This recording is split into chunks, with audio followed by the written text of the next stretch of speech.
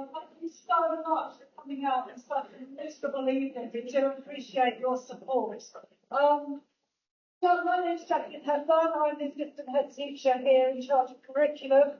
We have presentations from Mr. Downs, our assistant head teacher, and also head of science, Mrs. Hill, our head of English, and also Mr. White, our head of math. Just a little bit of housekeeping first. We're not expecting a fire alarm. So if the fire alarm does go off, we need to evacuate the building. We'll be evacuating through these doors and meeting on the plaza. Okay, so we'll be evacuating out the front and be meeting on the plaza. So this evening tonight is all about supporting your child and helping them to provide. But specifically, after I've reminded it, we'll be talking about provide English, math and science.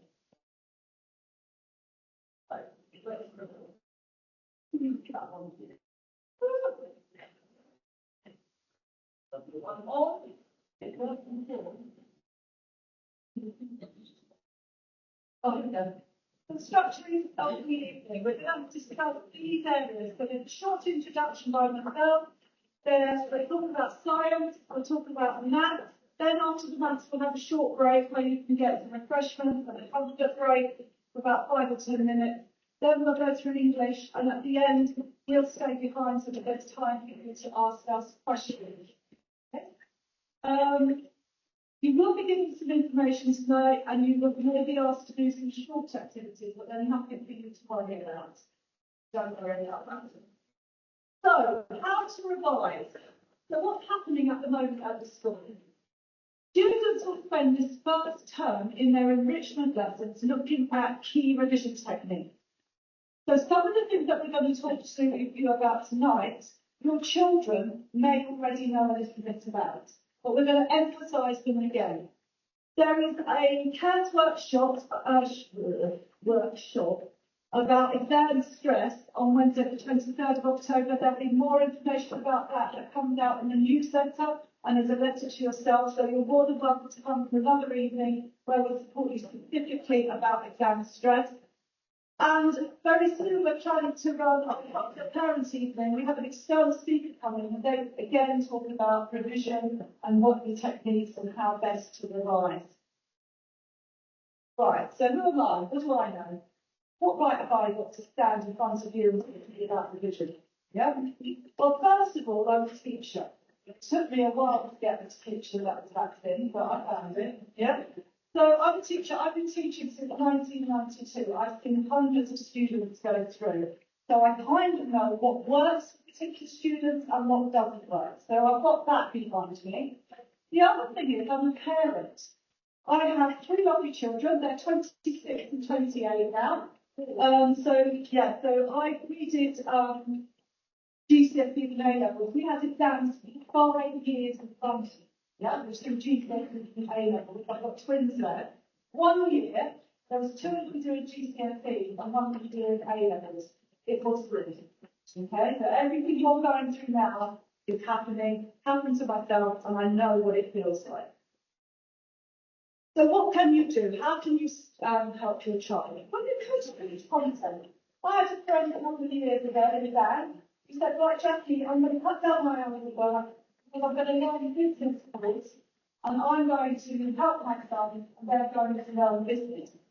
And I had in my head that that's what it looks like when they work together, when they do their revision. In my house, it was a bit more like that. Okay, I'm a teacher, you'd think I'd be able to teach, but in my house, when I tried to help my children, it was a little bit more like that. So my son was one of the twins that you saw there graduating. When I tried to help him, my pen was too scratchy. It made too much noise. Okay? My daughter, my youngest daughter, who's his twin, I'm a maths teacher, and I just remember it's just in my head. It was about 2 or 3 days before her exam, she came back to me and said, Mum, do you explain quadratic fact finding between me? And I'm like, oh my word. Yeah, because I've had this child, I've taken her through year 1 spelling and year 5 maths sheets. I knew I had 10 minutes to get through that explanation on the screen to start. So I started. And I did my best maths explanation of solving quadratics, 5 minutes in, and her lip just quivering, and I went, oh my God, I did the worst thing. I changed tactic, and that was it. She didn't even laugh for 10 minutes. She said, you're rubbish. When it's still upset, and I'm going to ask my brother. Comes down, that was much clearer. Now I listened to exactly what he said. He said the same as what I said. But no, she wasn't going to have it. She wants me to be mum. She didn't want me to explain the content. So I do understand what it's like. There's some better ideas rather than perhaps going through content. Check what your child is doing when they say that they're reliable. Because you label that this is what's going on. What's going on is this. Okay? So check in, have a pop in, talk to them. There was a very well-known head teacher, I won't say who he was, but I just remember him saying to me, he was so disappointed in his son's GCSE results, the head teacher. And he said it was clear that all those times he said he was revising, he was actually on the X, obviously. So check in, ask them questions. What have you revised tonight? What have you learned tonight? Ask your child questions. Help them to schedule their time. It's quite difficult when you sit there, you know you've got an hour in front of you and you don't know what to revise. What do you start on?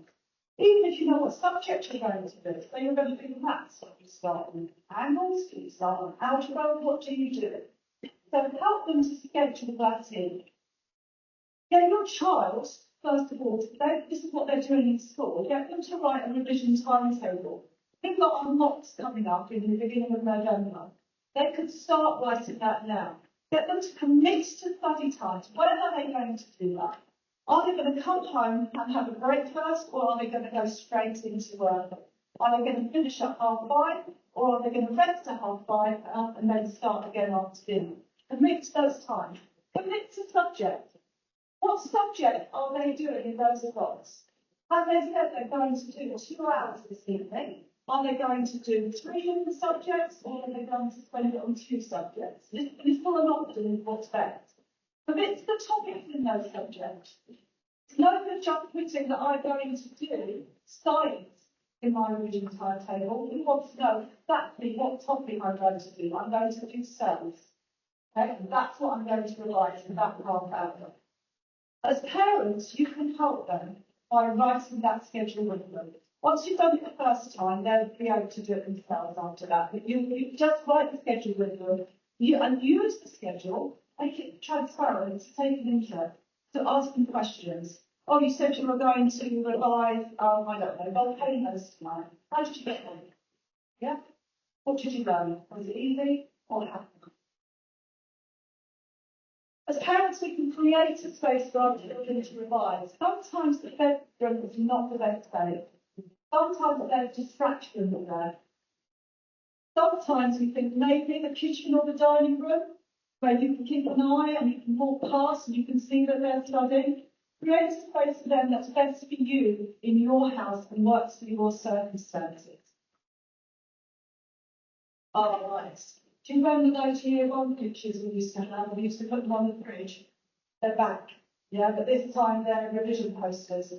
Allow your child to put revision posters around the house. I know you have just decorated their bedroom. I know what that feels like, but allow them to pin them up, because the more they see them, the more it will go into their heads. My own daughter, my eldest, she did history. It used to drive me mad. She put a history timeline in our dining room. I used to have breakfast with Starling every morning. It was all right and fun. But it did help, and she didn't get that into her head. So allow them to do those posters. This is my favourite. This is the one that works. It worked with my children. Revision cards. You can just use pieces of paper, or there are the index cards that you can buy, and you can get them from Poundland. They're not particularly expensive, but they're really, really powerful. Because on one side, you put some information, and on the other side, you put a question. So in maths, on one side you might put a diagram, and on the other side you might put the formula. And what you do is you learn those revision cards, and they're powerful because you can do them with someone else. So what happens is the child, you can ask them a question, and then you can check their answer. If they're right, then the child goes to the side. If they're wrong, and the card goes to the bottom of the pack. Okay? Now, I don't know anything about A-level psychology, but my daughter Katie, the one with the quadratic, she did A-level psychology, and I was able to support her with her revision. Mind you, I made sure that it was word perfect. She used to say to me, but that's what I meant. I'm saying it's what it's written on the card, it's going to the back of the pack. However, this is a great way for siblings to help, particularly younger brothers and sisters, who don't pick up the information at the same time while they're helping and they're taking. Revision cards are a key to them. Revision guides, as parents, we like to feel like we're doing something. And I fell into the trap of buying lots and lots of revision guides. But at the end of the day, when the exams were over, I was clearing out my son's wardrobe like you do, and there they were in a pack, unopened at the bottom of the wardrobe. I bought them, but then he hadn't used them. So it's really important with revision guides that you use them. I would say there's lots of free interactive services online. In maths, revision guidance we give are revision sites, they're free. As a parent, my biggest investment was in printering rather than the revision guide. Because in printering, they were able to print out a card of paper and then have a go at it. So that was the biggest investment that I made myself. Right, this is the one, right? Okay, I'm going to read this one. Research shows that having a mobile phone in the same room while studying is a distraction. This causes students to lose focus more easily and have problems concentrating. If they are studying, their phone should not be with them.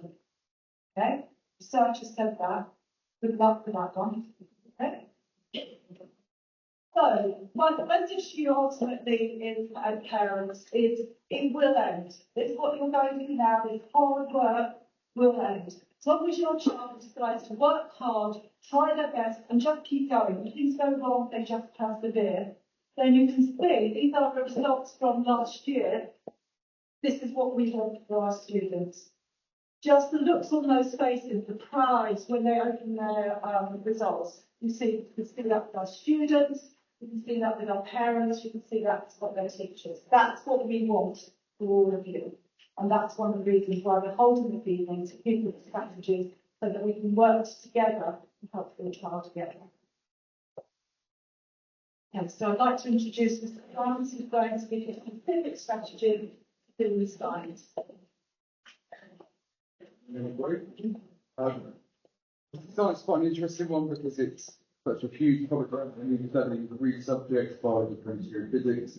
Obviously, your children will have strengths in some of those subjects. You might find one a bit tougher. They might enjoy some subjects more than others. One of the main things we need to make sure we do is not to focus on the things that we enjoy and just try and revise those. This tends to be that students enjoy biology more, so they might focus on revising that. But we need to encourage them to actually work on chemistry and physics topics that are more challenging. It will be difficult, but that's how you make progress. You put that hard work in and eventually don't want to fall in that trap. That's always going reverting to biology. First, I'd say.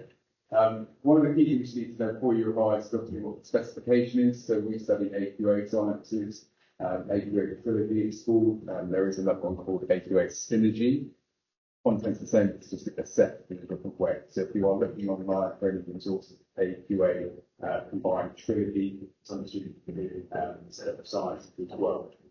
But it's worthwhile, having that printed off and just going through, maybe initially before you start your revision, you might just want to go through that specification and identify topics that you feel confident with, and others you don't. You might be just using a highlighter. You might have a green, yellow, and red highlighter, and just start with things you feel really confident in, and others that you think you need to focus on. The stuff that we're going to talk about tonight, I'm going to sort of adapt it slightly from previous years, because what we've found, even when we talk about sort of methods and strategies you can use to revise science, students still feel quite overwhelmed because of the sheer amount of content and they don't know where to go. So many parents in the past have asked me or other teachers to sort of construct a timetable for them and give them a bit more guidance about how, what subjects should we be working on to start with. With that in mind, we've adapted and we are introducing a new homework policy. The students may have seen that appear this week on Teams. We'll put it in the parent newsletter this week and then put it on the website as well. So what we want to do is encourage this sort of culture of constant revision and retrieval practice and also assessment. So the way it's going to work is actually every 2 weeks, there's going to be a cycle of learning for a particular topic. So Ms. Hepburn mentioned, we will start with some of the fundamental knowledge. We're going to start with the cells. So we will go through cells, the specialised cells, and fusion osmosis. It's all part of the B1 topic. For the first 2 weeks, we cycle about cells. And the first, this involves students needing to create some revision resources. And I'll show you some examples of what they can create. There's a bit of freedom there, but in that first week of a homework cycle, they must create their own independent supervisor, which will be very beneficial to them in the summer, in the mock and summer. If they create really high quality things now, which will show like flashcards, they have them ready for next summer. Okay. The second week will then involve them applying that knowledge to some exam style questions, and then we will have a brief assessment every other week. And we will go through a cycle of that. So we'll start with cells, diffusion, active transport, those kind of things, then we'll move on to chemistry. And we will be guiding them through what they should be doing over those 2 weeks. And that's kind of like the bare minimum of what we expect. If you want to do more than that, absolutely, go for it. We can share other resources that allow you to, once you've actually completed your homework booklet, which is the exam style questions, there are links where you can find even more questions. You can put even more time into that. So it just gives them a bit more of just more structure and guidance, so they're not completely lost. What we will then do with the mock exams they do in November, we'll have a look at what subjects the year group have struggled with, and then we will sort of design our next set of homework based on it. So we'll try and target those areas. So I'm just introducing that homework policy just so you're aware of it, the students are aware of it. So you'll always know what they should be doing. They will have the revision resource that they need to complete, and they will have this booklet which lasts over a term. So they will be given these, they will be included in their books. So they will never be excused not to know what the homework is.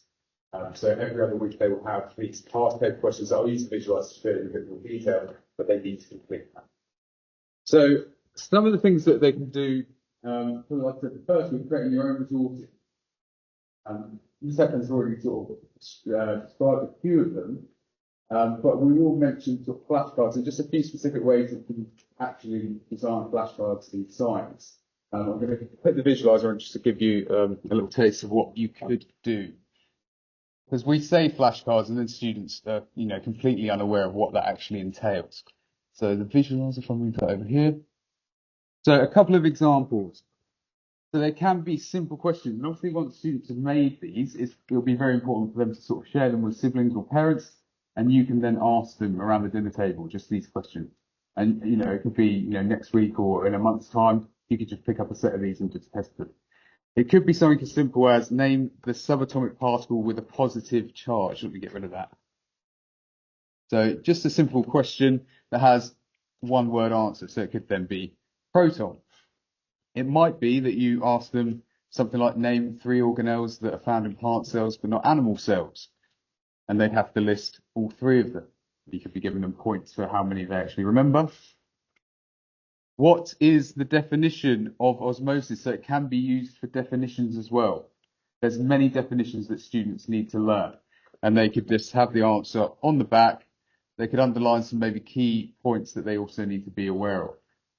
Another thing that you could do, I've not written it here, but it could be what is the equation for density, and that could be on the back. So that's something that you will need to do in the last 2 years. 2 or 3 years, students haven't had to memorise their physics equations. They've been given the full equation sheet because of COVID. They did change that decision late on last year, but at the moment, you will not be given the full equation sheet, so you will have to memorise them. That's a good use of flashcards. Just put what is the equation for speed on the back of it. It will have the equation. That's a great way to test students and use the flashcards. Another way of doing it, I've not written the method on the back, but They also need to know methods for, they have required practicals. So for each subject, biology, chemistry, and physics, there are 12 required practicals, and they get assessed on those in the exam. And they need to know the methods for them. But often the highest mark questions we have in science is 6 markers, where they actually need to sort of write a paragraph, and often they will be based around the idea of sort of writing a method for an experiment. So don't forget those, and that would be a really useful way of making sure, and using your flashcards, just put some bullet points on the back of those flashcards. Okay, so that's just simple ways in science you could use those, and that's what we're encouraging you to do. So when we set that first week of homework, like if you go home and check your themes now, that'll be due for next week. You need to create some sort of resource, and you can create a flashcard based on cells. Okay, so what is the function of the cell? What is the function of the cell membrane? That could be on the back of them. You just need to bring them to class and show us that you've done them. Okay, so that's one thing you could do, but you've got some freedom to try other things. So it might be that maybe you're really creative and you like to create mind maps, and that's completely up to you. If you'd like to take a page in your book, create something like this. It might be a topic of global warming, and you can use your revision guides or the specification websites like BBC Bitesize, and you can create something really creative about that topic. And that would be a great sort of resource that you could also create. Something else, another example that you might want to try is something called Cornell, so based from Cornell University in the USA, but it's Cornell note-taking method. So the way this works is the page is split into 3 parts.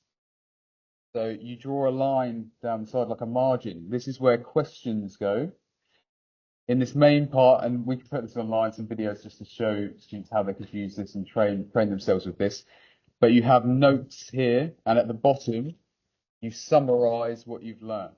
So an example here, there's different ways of doing this, but obviously this one is suggesting you could write a few questions and take notes from your revision guide and just sort of summarize them on this page and then give an overall summary at the end. Technically, if you're using this, you'd maybe be going through a revision guide or a website and making notes and then asking questions from that. So it could be where you put controlled by somatic nervous system, then you might write a question there that you need to then find out what part of the brain or controls the somatic nervous system. So there's different ways of going about it. I would suggest if you wanted to get used to it, you might want to try this first and just put some questions and then write some notes as answers. But there are different ways, and we'll share some resources to train them better. But that's just another example of what you might do if you like taking notes. So you've got mind maps, flashcards, just some note-taking exercises like that as well. And that was the idea for the first sort of week you're doing that. And you will start building up sort of a bank of resources that you can go back to. And like I said, if they're high quality, then they're ready for you in the summer. If you do them now, you don't have to worry about rushing into doing that in February, March. You've got them ready, and then you can actually just learn the content. So what I then said, actually, once we've done that, the important thing is actually your application of that knowledge.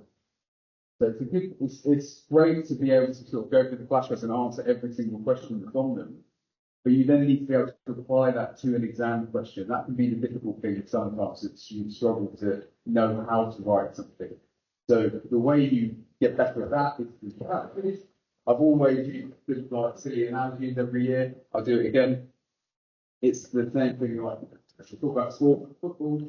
If you like playing football, if you know you might end up being through a cup competition or a cup final, you might end up going to penalties. So what do you do in preparation for that? You would practice taking penalties, wouldn't you, in training? Okay, you wouldn't want to just go straight into the game. You've never taken a penalty in your life, and you have to step up for the final one. Okay? You need to put yourself in that environment and practice it. So it's one thing just kicking a ball or kicking it against the wall. Actually, if you put the goalkeeper into goal and you start taking penalties, you're going to be much better prepared for taking that penalty in a game. So it builds your confidence. It sort of develops your sort of ability to thrive in that sort of environment. You don't want to open an exam paper and be the first time you've ever seen questions like that, because you are going to struggle if you haven't seen it before. You need to develop that sort of environment. So that's why we're doing that with our homework questions, but you also these sort of access past paper questions regularly, so that you're aware of what you are going to be assessed on. And in science, what you will realise, if you do lots and lots of these past paper questions, you will find out that actually most questions are very similar. There are certain topics that come up again and again and again. One of them is, as I've mentioned already, if osmosis comes up in an exam paper, there's a series of questions, 4 or 5 questions that come up every single time. If you practice that and you've seen what the mark scheme says, you'll get 100% in that question.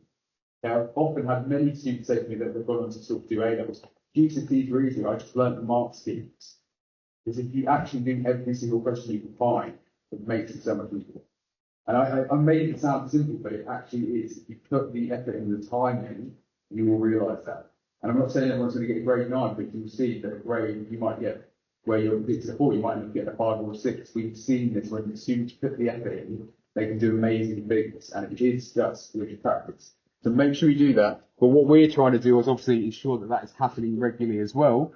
So in your homework booklet that I talked about earlier, once you've done your flashcards, you will then have this as the next week's homework where you need to be applying that knowledge to these exam questions. Okay? So this will be due, I think, with we'll put the schedule online and in the newsletter, obviously. I think the way it worked out is actually the week 2 homework will be due on the Thursday. So we'll go through it in class. On the Friday, you're going to have a test on that topic. It might only be about 20 minutes, but you will have a test on that topic. And then we'll start a new cycle with a new topic, and the same thing will happen. So we are just giving you greater opportunities to be involved and to experience these assessment sort of environments and examples. So that's the main sort of strategy with science. I'll go back to the slide in case I've missed something. But flashcards, we talked about that, application, and yes, past papers. And basically that idea of the other point I'll make, if you then get to a point where you've done sort of certain topics, then you try and attempt an actual paper. So obviously in science we have usually accepted in 6 exam papers. You have 2 biology exams, 2 chemistry, 2 physics. If you actually want to then try a proper full paper, you might actually realise that you struggle with it. And there's nothing wrong with that. We've all experienced that. When you try for the first time to just at home do a full past paper, you might panic and think, I can't do this. And it's quite scary. But we've all been in that position. Don't be put off. So what I used to do, you used to see in A-levels were terrible, but when you open the paper, you can answer anything. But what you do is you have the mark scheme with you. Don't be afraid to use that. If you're going through a paper, try and answer it, have your notes, do it. If you can't, use the mark scheme and write down what it says. Then in a few days' time or a week's time, you might try that question again, that paper again, and you'll see that actually I do remember what it was now. I know what that question requires, and it starts to gradually build up. So the point is persevere and don't be put off. When things are difficult, that's what you want. You want it to be difficult because you will then learn, and then you get a boost. Because then the next thing, in 2 weeks' time, I can do this now. Okay? You might have done it the first time, not been able to answer anything. Then 2 weeks later, you might be 40%, you might be 60%, after that, you might be 80%. Gradually, it starts to develop. So the main point is practice, use the resources available to you, don't be afraid to use them teams, and persevere with everything and try really hard. But then also just ask your parents and ask your teachers, and that goes to the parents as well. Ask your teachers if you know who your child's science teacher is. Just contact them. We've done the homework this week. They finished that in an hour. What else could they do? You know, they will communicate. They will tell you what they will advise you on what they can also do. They'll give you other resources. Students, if you go to your teacher and ask them to print more questions, they will do it. So that's what I encourage you to do. Communication as well. So don't wait for us to communicate with you. Please just contact us. And like I said, the students nag your teachers. You've done that question, can you print more? And you will see huge improvements if you do that. Thank you. Do you have any questions about science and revision or any of the resources we talked about? Yes. So I've said to you, so the students have to, what I've realised, I might just email it out to I'm going to put the schedule as well on, like I said, I'll put it on the newsletter as well and on the website. So it'll be internally planned. So we'll always know what is coming next. And like I said, that book is made for the term as well. So those resources will be there. We're trying to realise like the best way to do it at the moment is to use Arbor. So we put it on Teams for students. We can put it on Arbor, but we also email it out as well.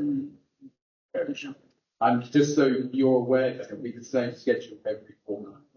So the first will be due on a Friday of week B, or sort of whatever week it was, and then the next week will be Thursday, and it'll just carry on like that.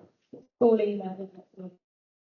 So yeah, so students should be able to use their school emails to log into that. But I realise there are some issues, so we will put it out on every single platform so you know where it is. Yeah. Any other questions? But the point is, I'm trying to make to you, there's no excuse. Your children will have homework. They will have the resources. So if you are able to find, if they say they don't know what it is, there'll be platforms. We'll put it on the school website, another place so you can find it and you will know what they should be doing. Yeah. Thank you. So good.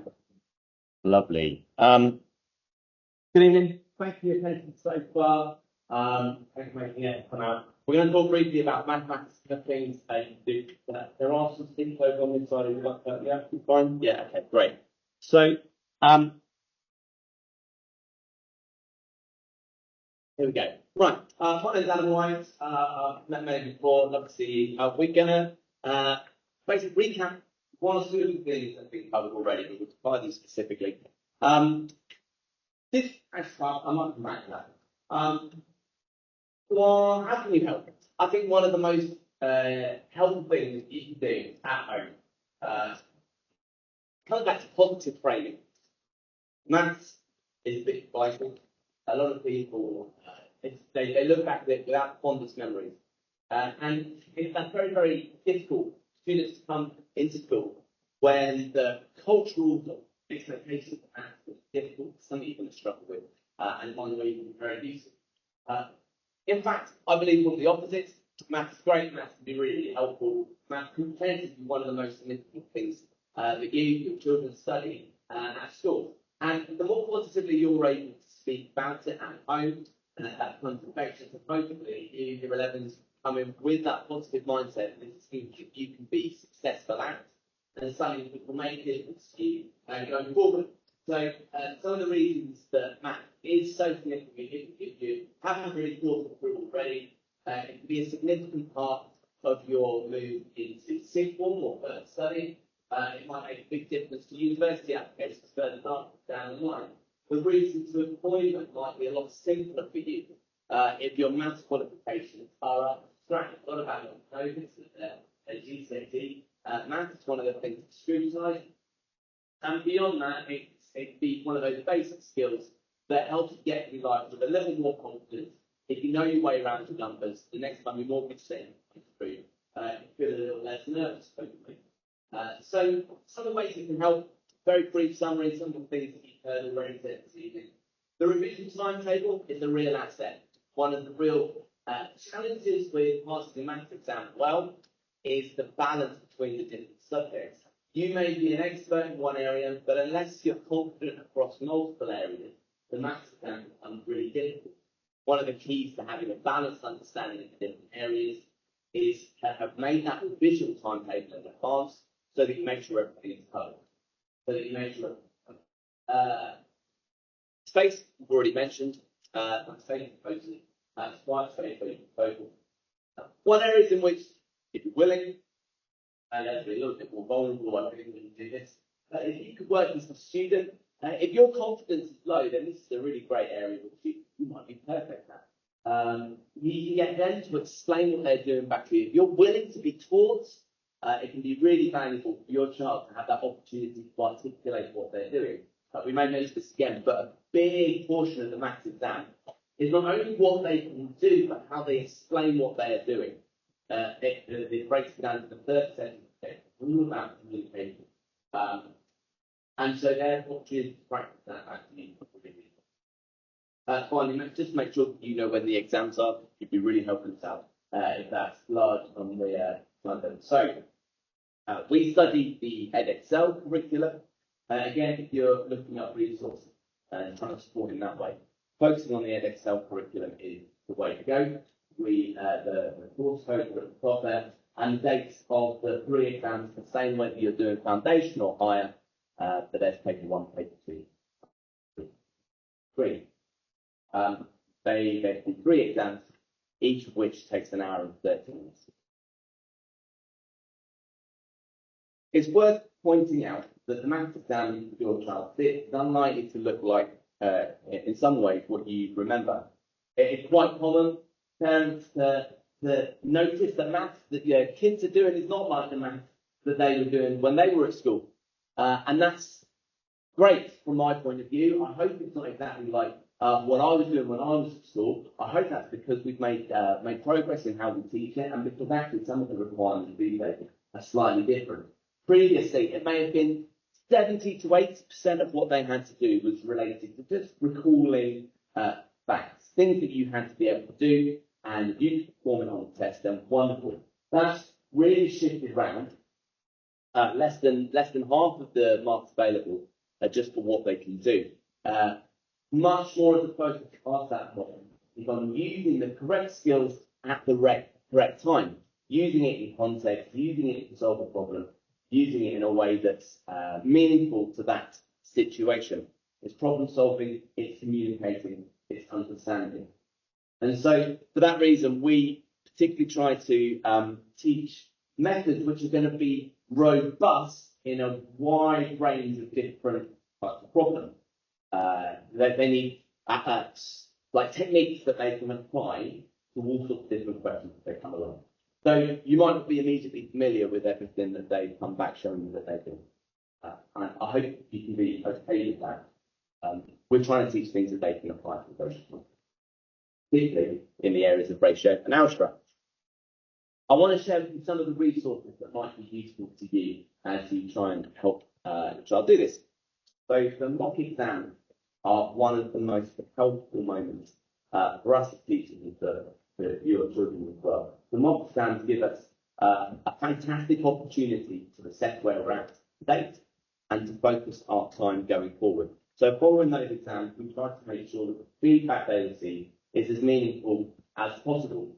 I'll flip through this fairly quickly, but for each child, following each exam, we try to provide a printout which shows how close they are to the next available grade and what might be necessary for them in order to get there, to boost their grade. So that bit at the top shows what grade they're on. We try to break it down into different areas, number, algebra, ratio, geometry, statistics, and probability, the things that they excelled at overall, and then we try to pick out some things that they could perhaps target in order to boost their grade the next time around where they fell down.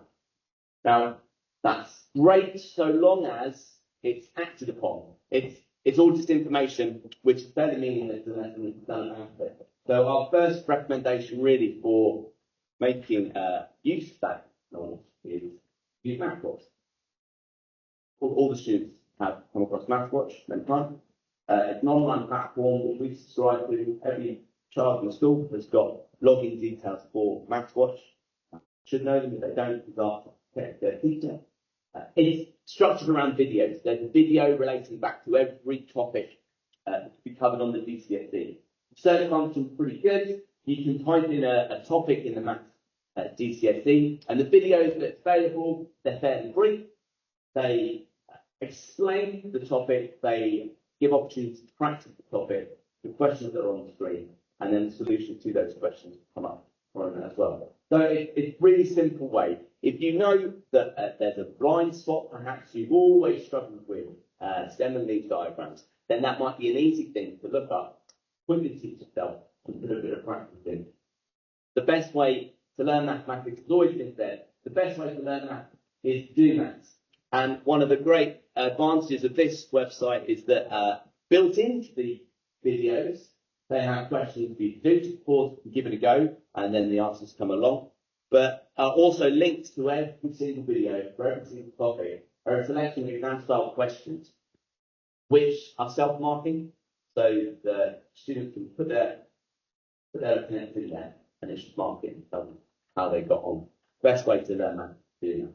And this makes sure that you target particular areas that you might need. So that's MathWatch paired with the results and the mock exams that we do. Mr. Downs already spoke plenty about past papers. It's never been, it's so much more true for maths. We need you to be working at past papers. Making flashcards and posters has some value, but unless you're working through those past papers, I would have very little confidence that you're going to really, really do well in your GCSE exams. The easiest place to access them is on Maths Genie, although there are plenty of places where you can get those. Maths Genie is a very simple website, not a lot of complication there, easy to navigate, and you'll find every past paper for Excel available on there. Alongside that are the mark schemes, and they are great. Mark schemes are produced though by the exam boards for the people marking the exam. They're great for professional markers, they're great for teachers, and they're all right for students, but they are quite technical and it's a little confusing. There are model solutions on this website which are far more helpful for showing how a question can be done. So in addition to mark schemes, the model solutions are up there, and they are something to compare with. As Mr. Downs said, even if you're not confident with doing the exam straight away, perhaps working together with the model solution will help you make progress through these things.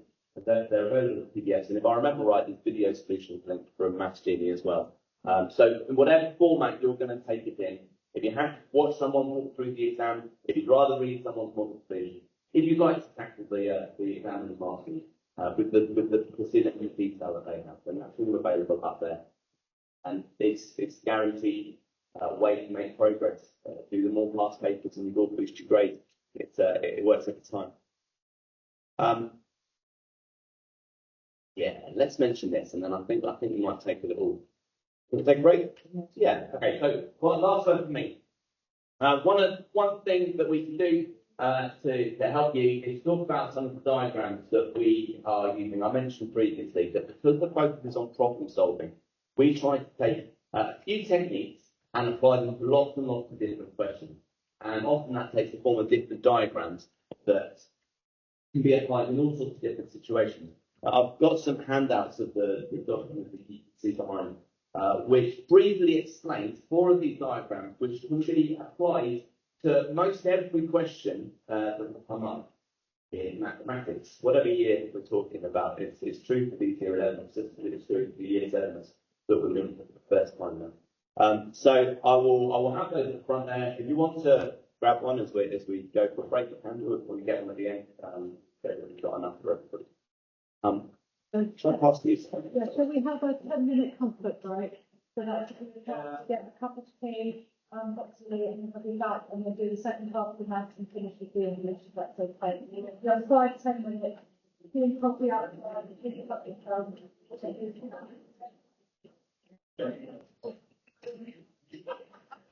Okay, coming back.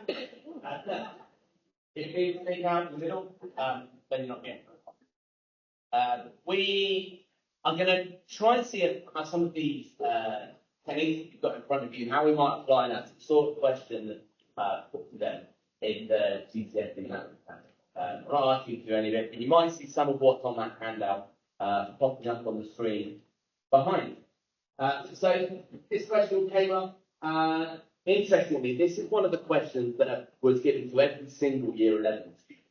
Didn't matter whether they were taking the foundation tier paper or the higher tier paper. At 25/3, it was question 25 for students who were taking the foundation tier paper. It was question 3 for students who were taking the higher tier paper. Everyone saw it. The only difference was whether it was at the end of their maths exam or towards the start of their maths exam. It said the delivery company had a total of 160 cars and vans. The number of cars to the number of vans equals 37. Each car in each van uses electricity or diesel or petrol. 1/8 of the cars use electricity, 25% of the cars use diesel. The rest of the cars use petrol. Work out the number of cars that use petrol as much as work. Now, most people, by the time they're about halfway through that, will be slightly muddled and will have forgotten what the start of the question was about by the time when, that you get a bit of number blindness and you forget what it was even asking. Let alone what you should be doing. So we try and cut through some of that with, first of all, some highlighting. Yeah, we suggest they try and pick out some of the number values involved so that they can focus in on those. Sometimes those numbers are written out in words, so we get to try and look out for them carefully. And in addition to the numbers, some of these words will be particularly significant for the maths you have to do. Others won't be. For example, the fact that it was a delivery company is largely irrelevant to the maths that comes next. But the word like total, the fact that it's cars and vans, the fact that there's 3 kinds of fuel being listed here, all of this starts to encourage the students to sort of get underneath the skin of the question, start to process some of the information they've been given before just diving in with 2 feet and trying to calculate something. So if we can slow them down just a little bit, get them to read the question twice or 3 times through different lenses. We've highlighted at the bottom there what the actual instruction is, which only appears in the penultimate line there. Work out the number of cars that use petrol. So having done all of that, if you've got a sense of some of what the question might be about, we encourage you to think about what diagram might be relevant. Now, in the second line, they've got a ratio, 3 to 7.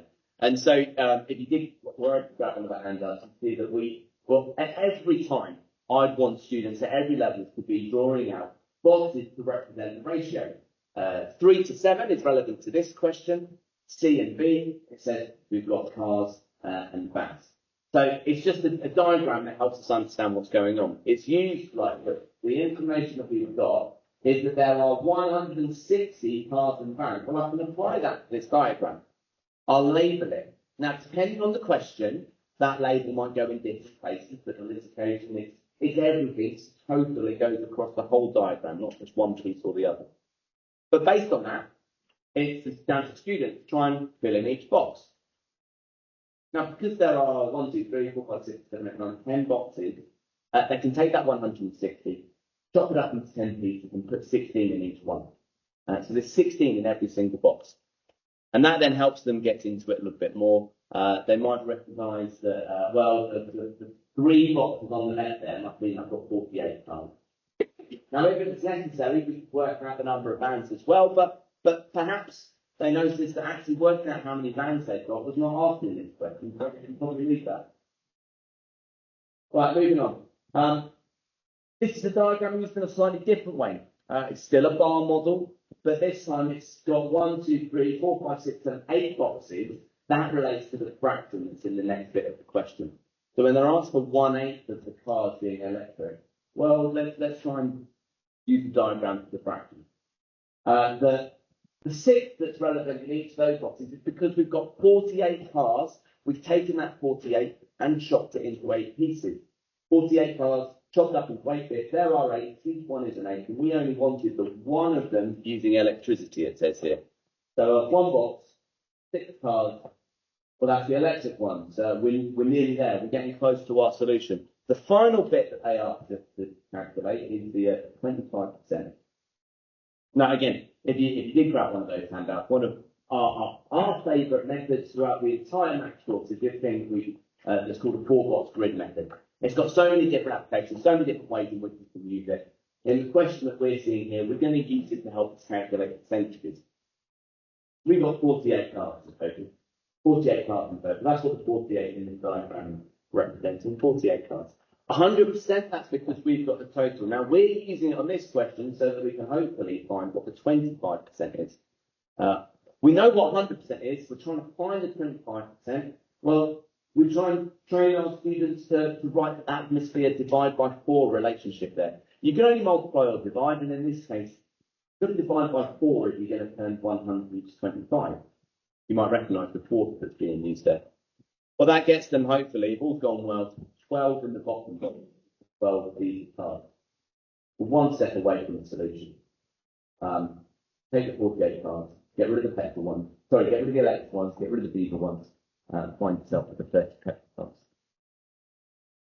Now, that's not going to be, but we don't need, all we try and encourage students to do is not get put off by the scope of a question like that. Well, it's taken me quite a while to talk through all the steps necessary for it. We really want every student to get started. There might be 5 marks available for getting all the way through with clear working for a question like that. But just getting started with the first bit, a nice clear method for getting that there are 48 cars is going to unlock those initial marks. And for a lot of students, that's where they need to make a start. If you can get the first part, then why not try moving on to the second bit? And every time a little diagram has helped us not only unlock the next step of the question, but crucially, it's helping us communicate what we're doing so that when the examiner looks at this, they're able to award the method marks. A student who skips all of that and writes 30 petrol cards at the bottom there can well expect to get no marks for the question. It's not enough to know that there were 30 petrol cards if you haven't communicated in a logical and clear way everything that gets there. Some students are in a habit of just scattering numbers all over the page. Oh, I'm in this corner, I've done 48, paperwork 6, paperwork 12. Oh, and over here I've done 3 times 16 is 48. Oh, and down in this corner, I've done 48 5 by 48 12. And they've just like used it like notepaper, boom, boom, boom, boom, boom, maths all over the place. But it's not the point. We need them to learn to lay out their maths in a way that's organised, that someone else could read through top to bottom and make sense of their thought process. So these diagrams, we hope, help them do all of those things. I don't suppose anybody's got any questions about this. I mean, I'd love to have a question about maths because that would make my day, but I'm imagining you don't. Great. Okay, so one thing you definitely won't have questions about, because only I care about, calculators. So it would really help us to make sure that all the students go into the exam with the calculator that they're confident with. This is the current model that will be available to buy if you go to shops or online. You find this one being the one available.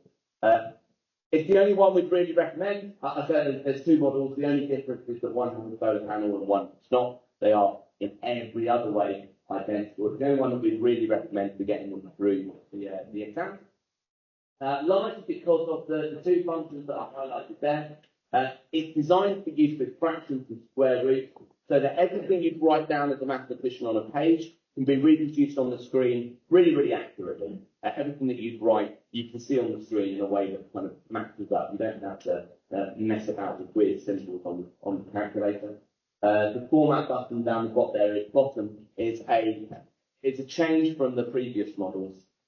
They put that in there and it works slightly differently. Now, if you've got an older model of Casio FX305, I'm not asking anybody to throw it out and reinvent in a new one. They work in more or less the same way. This has got round buttons. The ones from 3 years ago have rectangular buttons, but it will do all the same jobs. But if you're not the owner of a Casio calculator, it's one really easy step to get you there. So just to wrap up what I've been saying, there we go. The revision timetable will help you keep that balance. Often about 20 minutes is a good length of time to spend doing maths. You can really blast one topic, a couple of questions for 20 minutes and then move on. Use your past paper solutions to check what you're doing. If you're willing to let them explain to you what they're doing, that can be a really good investment in your time and we'd be really grateful for that. Bring that scientific calculator along. Again, they're the models on the screen. Yeah, please come to the exam on time. That makes our lives a bit better. Now, 2 or 3 opportunities for us to support the students outside of classes. Exactly, slightly. Then the Fridays are definitely true. I have never been more encouraged than I have been these past couple of weeks by the commitment of your kids to those outdoor clubs that are coming on the Friday evening. It's genuinely overwhelming how many kids and how engaged they are after school on a Friday. So thank you for supporting them. I know, picking up after school on a Friday and things like that, for some of you, that's not so easy. So thank you for your support with that. Those Algebra 3 clubs, the Algebra 2 clubs, are a brilliant way to boost your GCSE grade and a long way to get that extra qualification. If you want to ask more about what those are, do come along, but they're open for everybody. In addition to that, I should have Thursday there, in fact. The one at the top of the screen, Foundation Theory Revision Club, Mr. Stevens, head of year 11, was there this evening after school doing Foundation Theory Revision. So that's Thursday, not Wednesday now.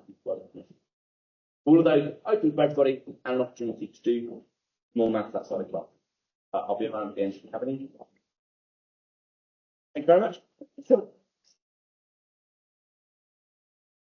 I'm going to talk to you about English tonight. Mine is slightly different to the two previously because we have students that are taking two English qualifications. So I think the first thing to make you aware of is that by the end of the course, your children will have two English GCSEs. They will have a GCSE in English language and one in English literature. Tonight I'm going to talk you through the difference between those and what the requirements of that course are, and also ways that hopefully you can support with revision for those difficulties along the way. Because they've got two different qualifications, that does mean there will be 4 English exams in total. So there'll be 2 language and 2 literature, so everything is always equally weighted on both sides. And they will become completely separate grades. So you might find that maybe your strength is in literature and your grade's a little bit higher there, or it's slightly lower in language, and that's they're completely independent of each other, and you have equal opportunity to achieve in both. They are like maths. One of the qualifications that will be used is to make judgments about things like colleges, apprenticeships, university, and jobs moving forward. And most of those places do desire a minimum of a 4, but with a lot of people requesting a 5 or above. If you have been supporting us with the spoken language speeches in the last few weeks, thank you very much. Your children are definitely doing you proud, and we've had some incredible speeches in the last couple of weeks, which has been lovely. They will have a separate grade for that on their summer sheet as well. So they will also see that they will either have a pass, a merit, or a distinction written next to it. And that will be a completely separate grade for their presentation that is completely independent to the literature and the language.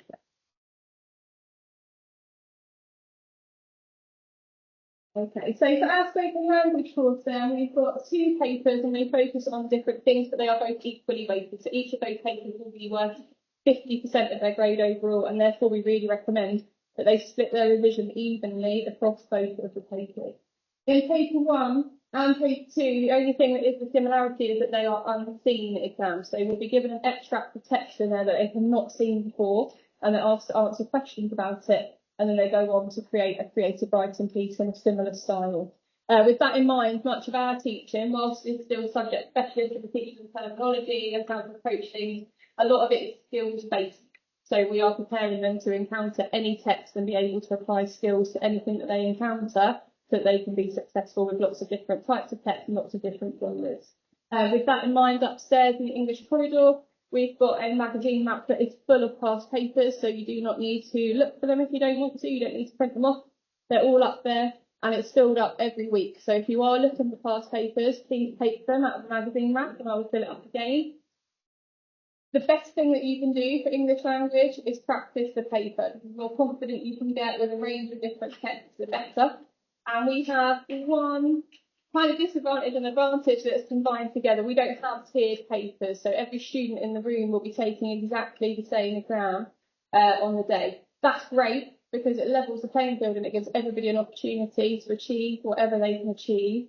But it does also come with some of its challenges for some of our learners, if you think about the fact that some of the students achieving a 3 or a 4 are going to be asked to take the same paper as those achieving an 8 or a 9. So with that in mind, it's really important for them to encounter those styles of questions all of the time. When they launched that spec, one thing that they did give us as a trade-off was that the questions would always follow the same format in the papers each year, and that they would examine particular skills and particular questions. So we will be talking to your children in class and do regularly about what goes in each question, how you structure an answer to that question, how long you should spend on it. Time management is going to be key to their success, and knowing which question is which and what style answer they give to that question is really important. So revising that is really important, but also practicing it is going to be crucial. You'll notice that the spoken language endorsement in the middle is completely separate. So as we said, that doesn't go towards their final grade, it is completely separate from it. The difference between the 2 papers is that paper 1 will give them a fiction text, and it will ask them to answer some questions and then write a piece creatively after. And in the second paper, they'll be given some non-fiction text and asked to write a non-fiction piece. The difference between language and literature then hinges upon that. In language, they're really looking at the science of language and the power of language that we use every day. And I'm very passionate about that, so I'm a complete word nerd and I have no issues telling you that. But we're really looking at the implications of the language that we choose and the effect that it can have on other people, and why writers might make particular choices in certain situations, and that we use language differently in different situations. I'm sure, as a parent, that there will be times where your child has stood in front of you like mine and they try to persuade you to do something or buy something, and they will have used language very differently with you then than perhaps in a situation where they come to you and they're feeling quite emotional or they would like support. And part of our job when we're looking at the English language course is to make that more conscious in their mind and to kind of go through why certain choices are made and why certain things are put in certain orders and the impact of that. In language paper one, then we're going to be asked to read through the following things. They get given that unseen text, they're going to find 4 pieces of information, they're going to analyse language, they're going to analyse the structure and the way that text is put together, and they're also going to give their opinion on a statement of that text and respond to it before they go on to show off that they can also do that and take an image stimuli and create their own creative writing. For that reason, English, and Miss Hepburn will know because I give her a headache every single year, is very different to maths and science because every student in the room can write a completely different creative writing piece to the other. So it's not necessarily about the idea they're writing about, it's how they communicate that idea. And there are certain skills that we will be teaching them that need to be within their writing, so it's those things that they revise. But for that reason, unlike Mr. Downs' advice for science earlier, I wouldn't advise using a mark scheme for English because it will simply say in different levels things like write clearly, write with flair. And if you're a student, that's probably not very helpful to you. So the best thing for you to do is to have a go at that particular piece, bring it back to your teacher and get them to give you that coach and feedback where they can tell you what was successful and what you need to work on. Paper 2 is very, very similar. Like I said, we're lucky that they copy it over. But this is with non-fiction sources and they'll get 2 from 2 different time periods. So they might encounter some speeches, some letters, some blog posts. They'll be linked in topic, but one will be from the 19th century and one will be modern. And that is literally the only information we are given.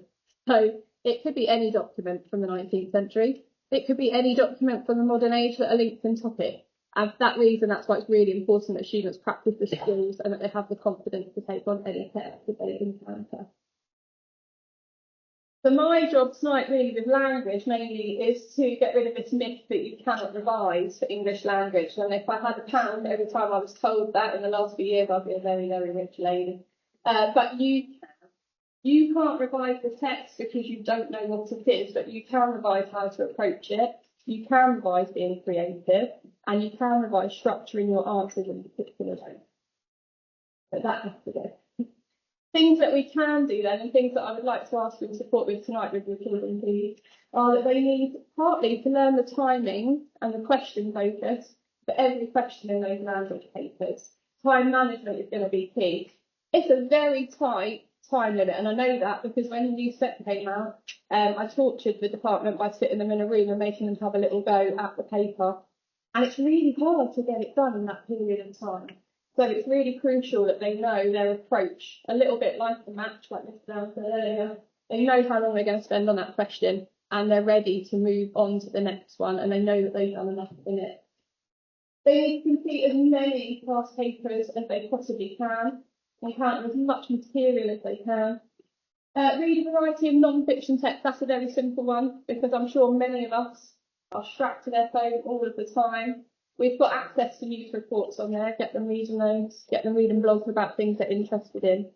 The non-fiction task can be about any topic. We've had anything in the last few years. We've had students writing blog articles talking about their opinions of celebrity culture, all the way down to their opinions about whether modern day parents are too protective, to also writing newspaper articles about things like climate change.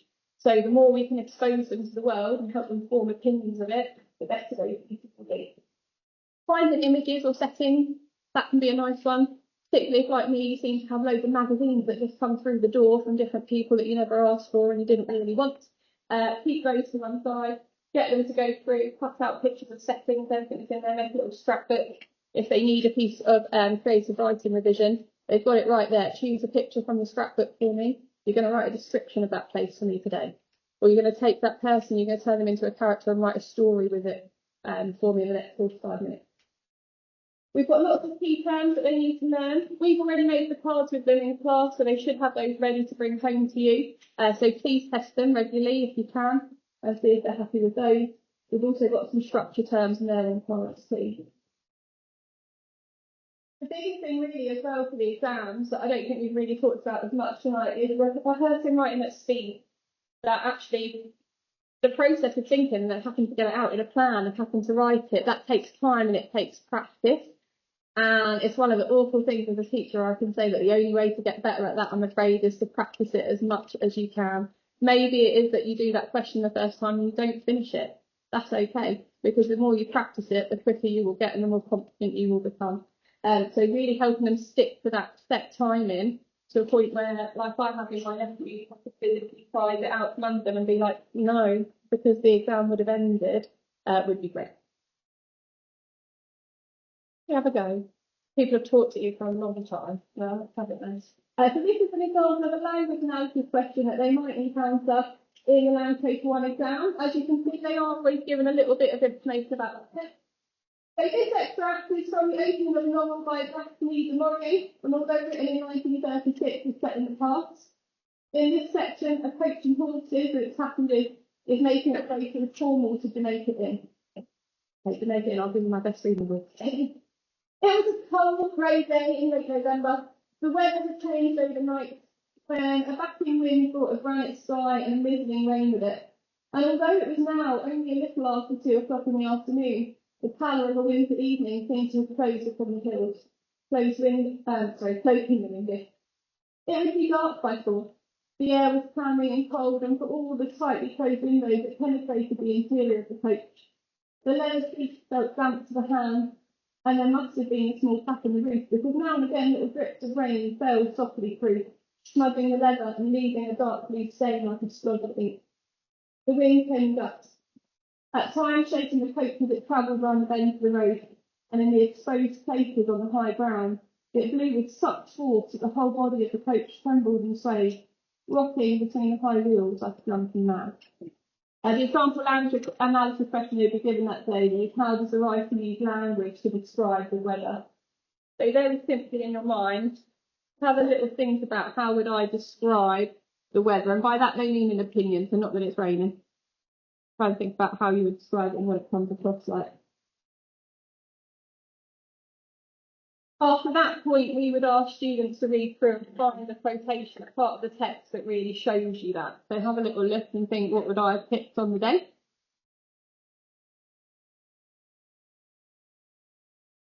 And then my next step, I'm going to let you talk together. Maybe this is the time, like Mr. White said, where you're going to make the child teach you because you don't want to participate, and that's fine. Get your child to explain to you what would they have said about the weather, which quotation would they have picked, and how do they think that quotation shows their idea. I'll give you a minute to do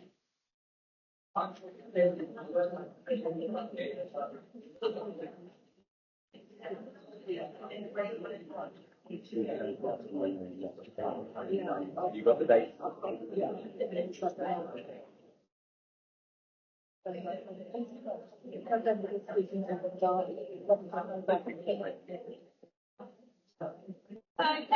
bring it back. 24th October, I think. Don't worry, I'm going to call up with my classroom and ask you for any answers. But as well as those opinions, we're also asking them to look for patterns. So you might notice that in that second paragraph at the bottom on line 10, it talks about trembled and swayed. Both of those words are verbs. If you have a look at the pattern of the verbs throughout the whole of the extract, actually all of them are linked to fear. There's this idea of the coach being afraid of the weather. That pattern presents the weather in quite a powerful and dangerous way. Have a little look at the beginning. We've got things like the granite and the middling and the grey. There's this idea of quite drab colours suggesting that actually there's a real upset within the carriage that's being caused by that weather. That's quite depressing. And they'll go on to put those together in a paragraph. Structure is a little bit different. When we're talking about structure, I always get people to think about Lego bricks. Think about the idea of putting things together on top of each other. We're asking them then to think about the order of that text. Why did the writer put it in this particular order? What do you think they were trying to do to you whilst you read it? So this time I'll give you a different discussion to have. But just to think about the fact, this is the very first paragraph of that book. So we're asking to discuss together, why do you think they started the book like that? What effect does it have? And what does it maybe suggest about what's going to come next?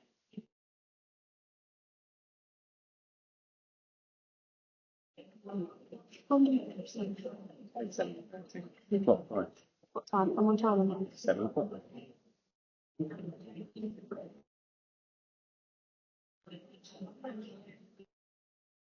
I can't be trusted. Okay,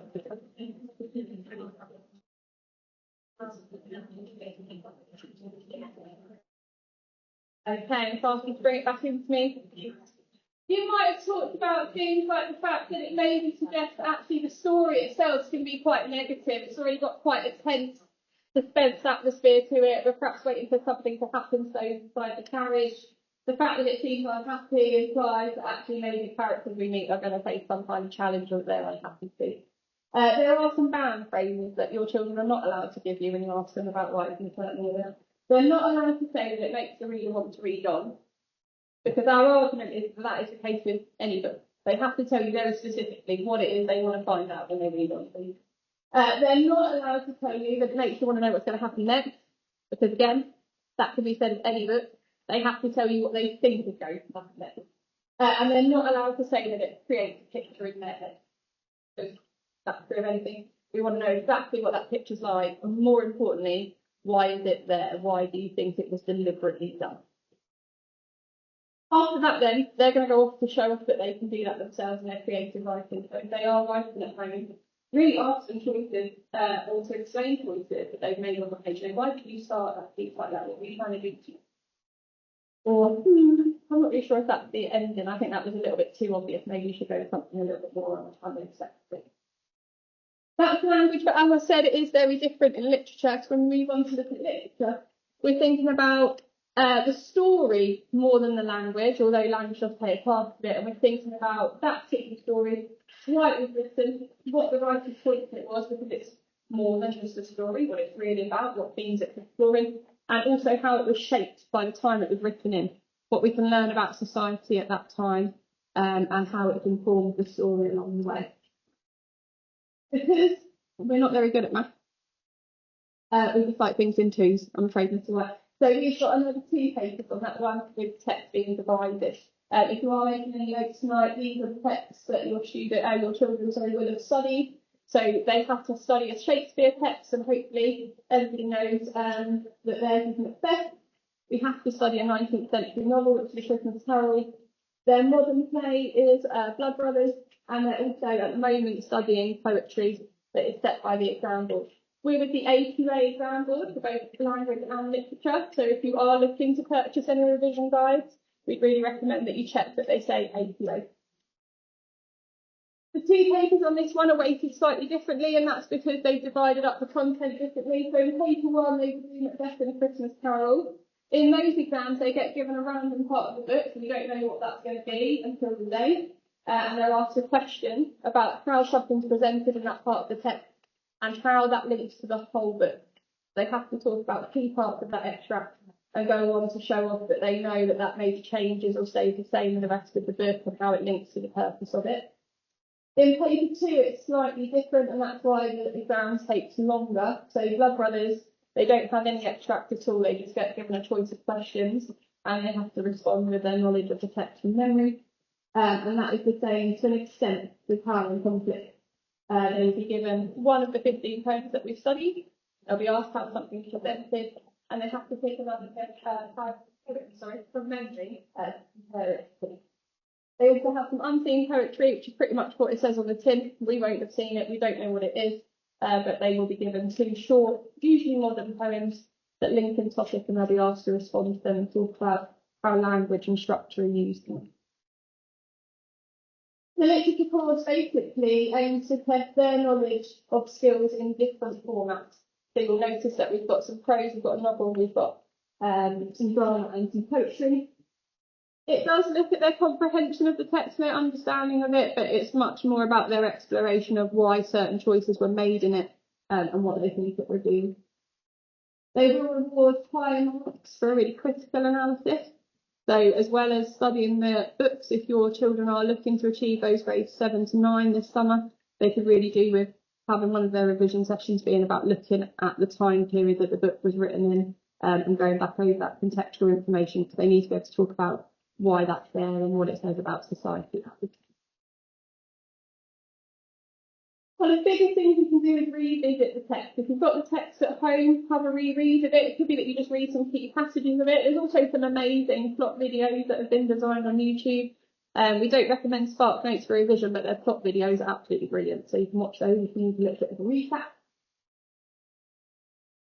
Use some post-it notes.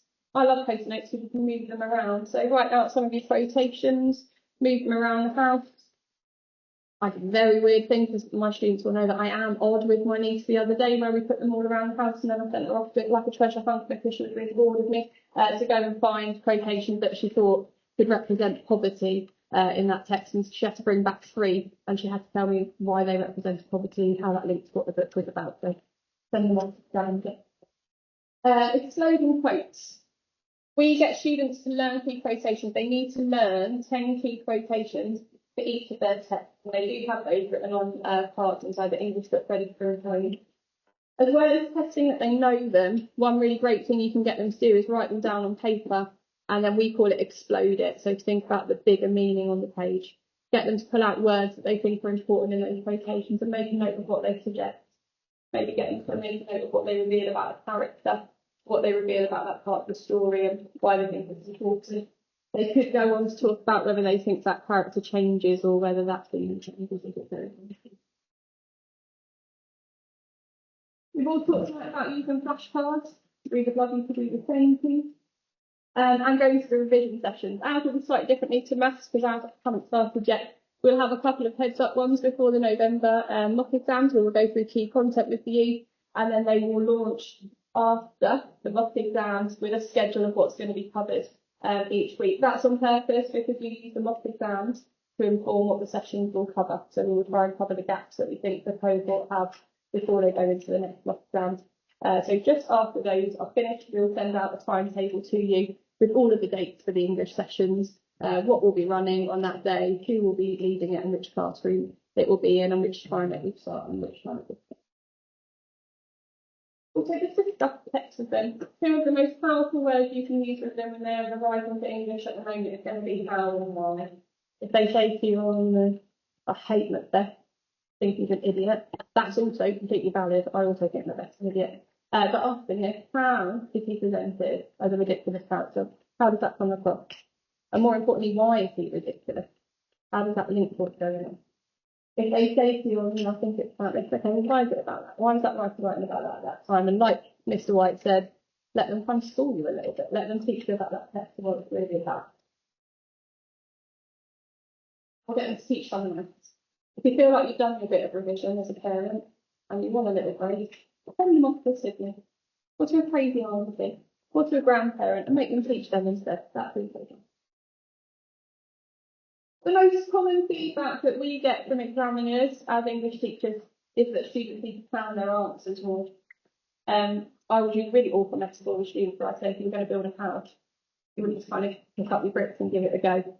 Like you're going to draw out that house first, you're going to have the measurements of it, you're going to know what order you're building it in. That's very much the same for an essay. They need to know exactly what they're going to say, what order they're going to say it in, and where that argument is leading to, because otherwise they're just waffling for no reason whatsoever. So if they're not quite at a stage where you think you can get them to write an answer with you at home yet, planning would be more important, to be honest. Set a 10-minute timer, give them an exam question, so you've got 10 minutes to create a detailed plan for that question, and it's going to talk me through what you would say in 10 minutes time. That's really important because, as I said, time is really tight and they don't know what the question is going to be. They're going to need to be able to plan anything in the first 5 to 10 minutes. So getting them to practice that is really useful. Has anyone got any questions? That was wild, everybody is silent. There's a lot of information, isn't it? Thank you for doing that. That was useful. What I will say is I've already had some feedback from some of you. Asked us about our amazing sixth form. And when I start opening things, that's on Thursday, the 24th of October. That'll be before half term, and it'd be lovely to see as many of you there as possible because it is really a growing sixth form and we are getting big results. The other thing that I would like to say is some of you are asking about the mocks. I put the dates on the newsletter. So on the 4th of November, the language speaking test will start. So those students will still be in lessons, but they'll come out and practice their language speaking test, their mocks. On the 11th of November, then the written tests start in the hall. They will last for about 8 days. So around about the 20th of November, then the practical tests will start. Following that, we'll mark the test and get the results back to you as soon as possible. There will be more information coming out on those mocks. So the students will get exam-style, individualised timetables. You'll rather can do that. It will happen. You will also get feedback about what is malpractice, what's the sorts of things that can go wrong in exams, and how we can support our children and to making sure that doesn't happen. So we'll make sure that we try and bring that a little bit further forward for you, so it's not just right before the exams and you get it as you requested tonight, but a little bit earlier. Are there any other general questions? If not, we'll be around in a couple of minutes at the end if you wish to discuss things with them. Otherwise, you would like to. So, thank you very much.